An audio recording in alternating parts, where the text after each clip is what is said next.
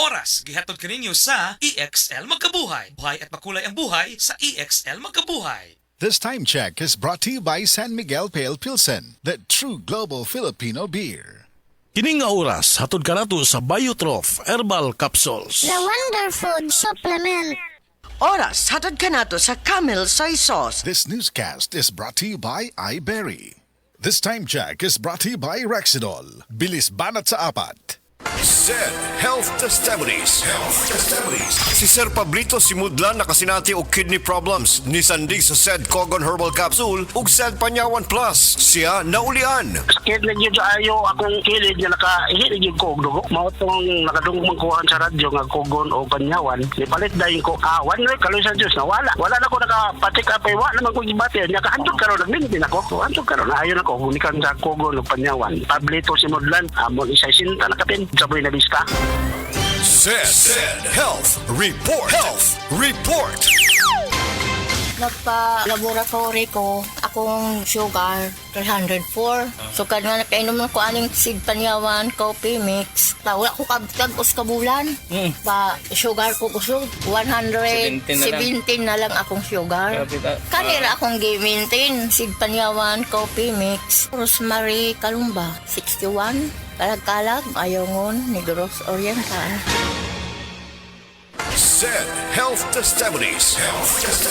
Si Sir Pablito Simudlan nakasinati og kidney problems ni sandig sa Said Cogon Herbal Capsule ug Said Panyawan Plus. Siya naulian. Sakit na yun ayo akong kilid nga nakaihit yung kog dugo. Mao tong nakadungog magkuhan sa radyo nga kogon o panyawan. Nipalit dahin ko awan na kaloy sa Diyos na wala. Wala na ko nakapatik apay wa naman ko gibati. Nya kahandog karon nagmintin ako. Handog karon ayo na ko gunikan sa kogon o panyawan. Pablito Simudlan amon isa sinta nakapin saboy na bista.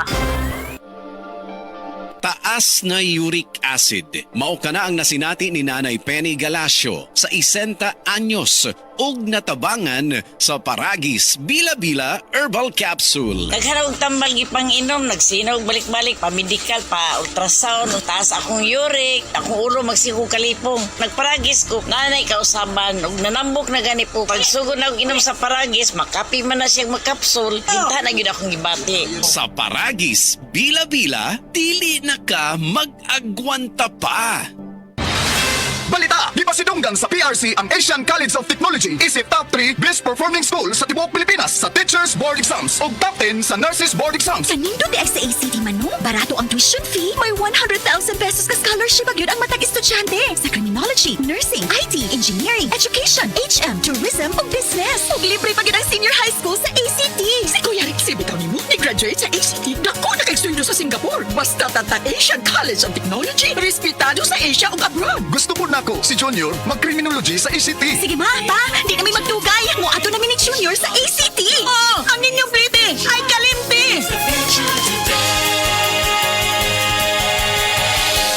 Nibalik na ang pinakauna nga kape nga na ay vitamin D3. Karon, Vita D Plus Coffee Mix na ay reishi mushroom ug mangosteen fruit extract pa. Ang healthy nga kape ug humot ug lami kaayo. Vita D Plus Coffee Mix. May kape na ka, may vitamin D3 pa ka. Mapalit sa mga butika.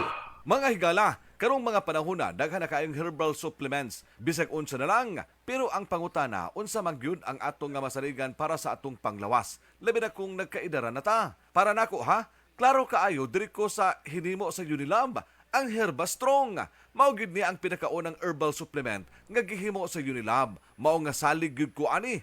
Ang Herba Strong puno sa antioxidants gikan sa mangosteen, turmeric, dragon fruit ug malunggay. Makatabang ni sa healthy aging with proper diet and exercise. Mutabang ang antioxidants nga protektahan ang cell sa lawas. Busa, bisan nagkaidaran o nagkatigulang na ta, kaya paghihapon nato i-enjoy ang kinabuhi nga mas himsog kauban nato ang Herba Strong. Strong sa una, Herba Strong karon. Mahalagang paalala, ang Herba Strong ay hindi gamot at hindi dapat gamiting panggamot sa anumang uri ng sakit. Camel, sukang puti, sa suan mo palami. Camel, sukang puti, maunag yun imong mapili. Camel, sukang puti, sa suan mo palami. Camel, sukang puti, anita na ang sikreto, ang sikreto. Excellent health, excellent life. EXL Makabuhay Plus. Nagkabata ug nagkadaghan ang adunay na ay diabetes, high blood ug sakit sa kasing-kasing. Kamakabuhay, pahinumdum gikan kay atean. Ayaw intaw hulata nga maigupod ka. Sa tabang sa insaktong diet, ehersisyo ug pag-inom sa EXL Makabuhay Plus Dietary Capsule, siguradong optimum health makabuo. Ginama kini sa mga natural na sangkap nga siguradong masaligan ug epektibo. Kamakabuhay, damhang mas maayong kaugmaon kauban ng EXL Makabuhay Plus Dietary Capsule maski unsa pa kalisod ang hagit sa kinabuhi. Laban lang, go lang. Go for health, go for life with EXL. Usa ka pahinumdum gikan kay atean. May buhay sa makabuhay! Ito na po yung hiniram kong pera, tulad ng petsang na pagkasunduan. Ay, sana lahat ng umuutang gaya mo. Tumutupad sa usapan at mayroon isang salita. Ganyan ang Pinoy! Ang Pilipino may isang salita. Isang paalala mula sa MX3, naniniwalang mabuti ang Pinoy. MX3. Dito ako believe. Prostate cancer, ang delikado ug mamatay ni nga sakit nga cancer sa mga lalaki. Mag Life Extension Vitamin D3 na mo. Rekomendado sa mga medical doctors. Aprobado sa FDA Philippines ug FDA USA. Suklan nato ang prostate cancer. Mapalit sa mga butika. Mayong buntag sa tanan nagpaminaw, kanima o ang inyong Healthline segment. Kung kanunay nga nagkahanap ang inyong pananaw, labi na gyud kung gabi, paminawan nato ang istorya ni Nang Maria. Sa una, halos dili na jud ko makakita kung mungit-ngit na. Isip po sa ka-diabetic, nahadlok jud ko sa posibleng mga komplikasyon. Mao nga nangita ko og natural nga tabang. Maayo na lang, nadiskubrehan nako ang iBerry. Mas klaro na ba bisan gabi? Mas gaan na ang pamati sa akong mga mata ug mas klaro na jud bisan gabi. Dakong kaayo akong pasalamat sa iBerry. Unsa pay gihulat ninyo? Pangitaan na ang iBerry sa pinakaduol nga butika. Mahalagang paalala, ang iBerry ay hindi gamot at hindi dapat gamitin panggamot sa anumang uri ng Adunay bilberry para sa mata nga hait ug tinaw. Pagbasa sa 10 kabanata ng Aklat ni Juan, ang talinhaga tungkol sa pastol, talata 1 hanggang 42. Pakatandaan ninyo, ang pumapasok sa kulungan ng mga tupa nang hindi sa pinto nagdaraan kundi umaakyat sa di dapat pagdaanan ay magnanakaw at tulisan. Ang tunay na pastol ay sa pintuan nagdaraan. Pinapapasok siya ng gwardya at pinapakinggan ng mga tupa ang kanyang tinig. Tinatawag niya ang kanyang mga tupa sa kanilang pangalan at inilalabas sa kulungan. Kapag nailabas na, siya'y nangunguna sa kanila at sumusunod naman ang mga ito sapagkat kilala nila ang kanyang tinig. Hindi siya sumusunod sa iba kundi patakbong lumalayo sapagkat hindi nila kilala ang tinig ng iba. Sinabi ni Jesus, ang talinhagang ito, ngunit hindi nila nauunawaan ang ibig niyang sabihin. Kaya't muling sinabi ni Jesus, pakatandaan niyo, ako nga ang pintuang dinaraanan ng mga tupa.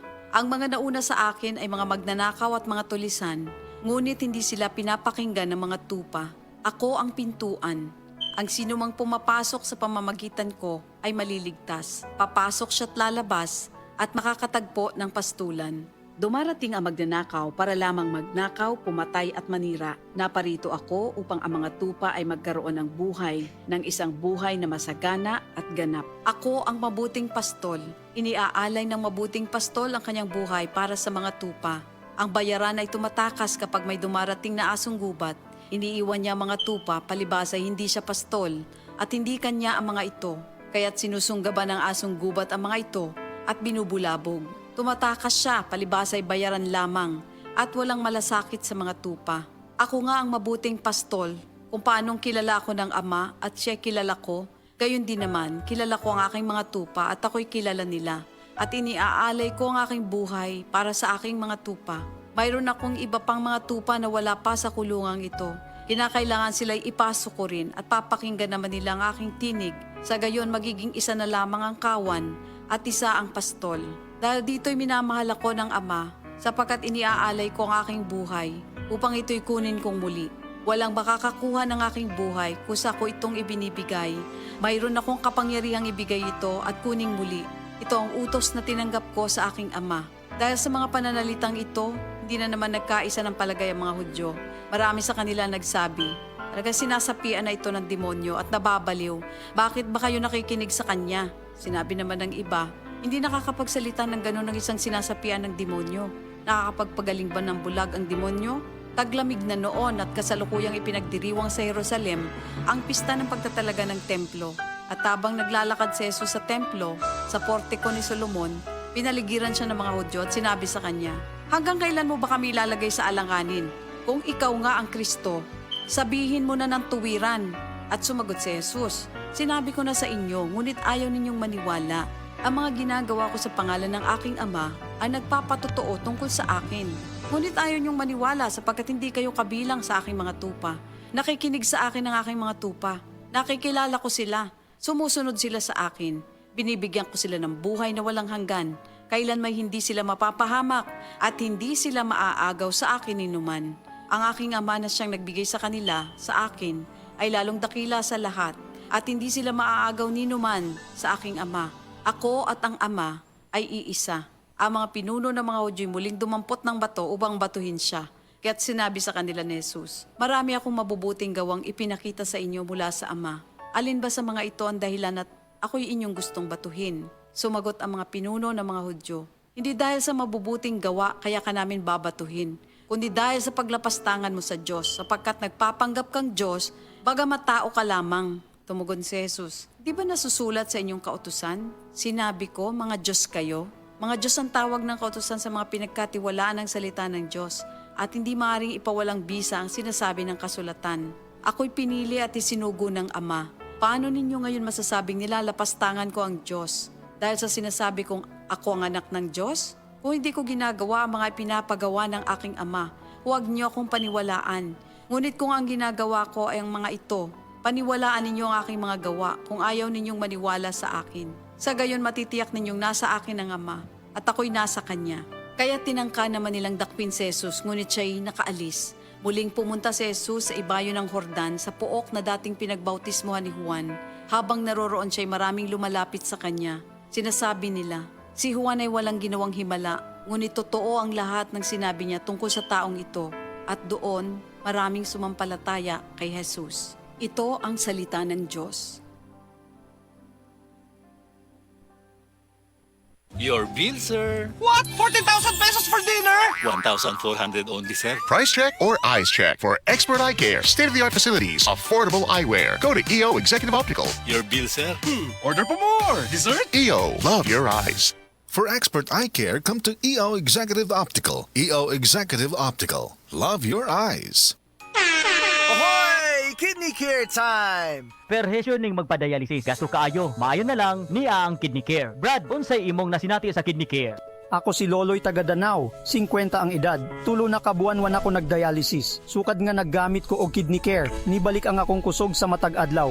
Ug wala na ko'y gibating kaluya sa lawas. Kaning Kidney Care nakatabang sa pagatiman sa akong kidney. Karon makalihok-lihok nako sa ako inadlaw nga buluhaton. Daghang salamat sa Kidney Care. Ang Kidney Care ay mabibili sa Mercury Drug Store at mga suking butika. Ang Kidney Care hindi gamot at hindi dapat gamiting panggamot sa anumang uri ng sakit. Likayi ang dialysis o ubang problema sa kidney. Mag-Kidney Care. Sa opisina, pirmi ba kang nagatubang sa computer? Grabe na gyud akong mata. Pirmi hanap ang akong pananaw. Sakit ang ulo, ug dili kapuyon ang mata. Usahay silaw pagid sa screen. Parehas ta. Ako pod, pirmi pula ug uga ang mata tungod sa sigig computer. Maayo na lang, Nanay iBerry Gold with 10 milligrams lutein. Pagsulay na ako sa iBerry Gold, na-feel na ko nga mas klaro ang pananaw ug dili na dali kapuyon ang akong mata. Salamat sa lutein sa iBerry Gold. Makatabang protektar sa mata, batok sa blue light ug eye strain. Kung pirmi ka sa computer o cellphone, iBerry Gold with 10 milligrams lutein. Alaga sa imong mata, matagadlaw. Available na sa Mercury o mga suking butika.